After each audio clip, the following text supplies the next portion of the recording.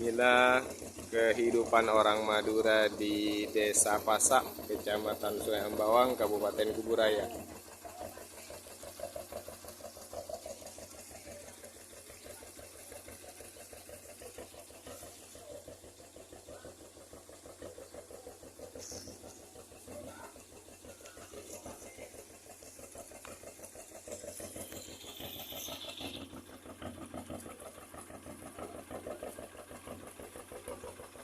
Turunkan, Pak.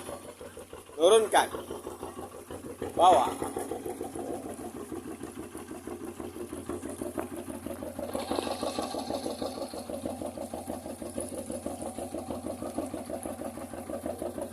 Kenapa sekarang?